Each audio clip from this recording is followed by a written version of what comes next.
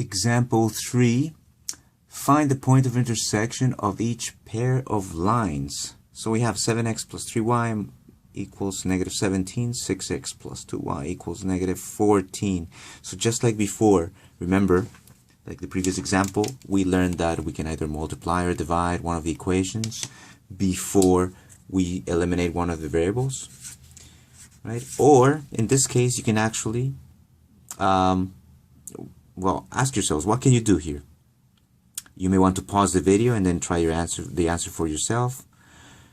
Or, as you notice, right, no matter what you multiply one of the equations with, it will be very hard to get that number. So what you can do is you can actually multiply both equations, right? So let's start doing that.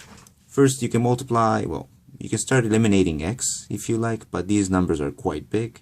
So let's start by eliminating y once again. So if we multiply this one by 2, we can get 6, and if we multiply this equation by 3, we can get 6y as well, right? Once again, if we multiply this equation by 2, we can get 6y here, and then you can just subtract both of them. So yes, so let's multiply each of these equations by a number. So equation 1, if you multiply by 2, we're going to get a new equation, and then if we multiply by 3, here we're going to get a 6y. If we multiply by 2 here, we're going to get a 6y, and that helps us to eliminate that. So let's do that, okay? And I'm actually going to label them, our new equations, with a green color, just showing that it's the new equation 1. So yes, our equation 1 is going to be, what are we going to get here? We're going to get 2 times 7x, that gives us 14x. 2 times positive 3y, that gives us 6y. And then 2 times negative 17, that gives us negative 34. And our new equation 2, we multiply each of the terms by 3. Our new equation 2 will be 3 times 6x, that gives us 18x. 3 times 2y, that gives us 6y, which is great because we're going to eliminate that. And 3 times negative 14, that gives us, okay, negative 14 times 3 is 42. Okay, and now just like before, maybe at this point you want to pause the video and try the answer for yourself. If not, then I'll just continue. So yes, so how can we eliminate these? Well, we can subtract, right? We can subtract equation 1 from equation 2. So let me show you that.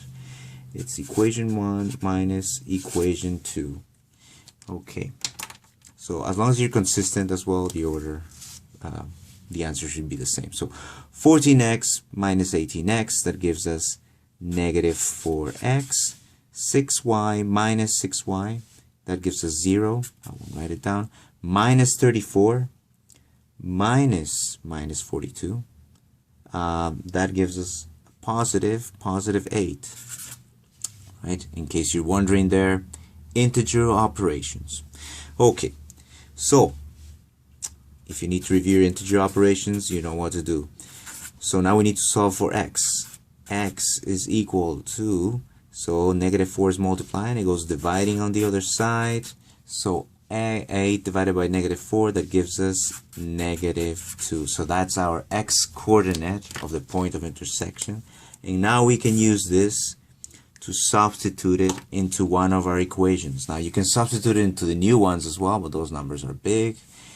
You can substitute it into the original ones. So I would choose equation 2 this time, simply because it seems more reasonable. So x equals negative 2.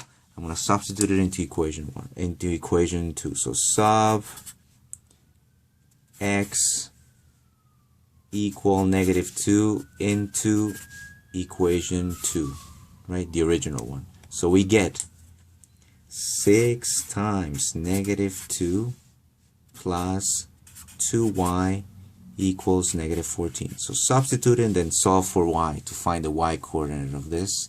So now this becomes 6 times negative 2 becomes negative 12 plus 2y equals negative 14. Negative 12, you move it to the other side, it becomes positive 12. Minus 14 plus 12, that gives us minus 2. So we end up with 2y equals minus 2. And now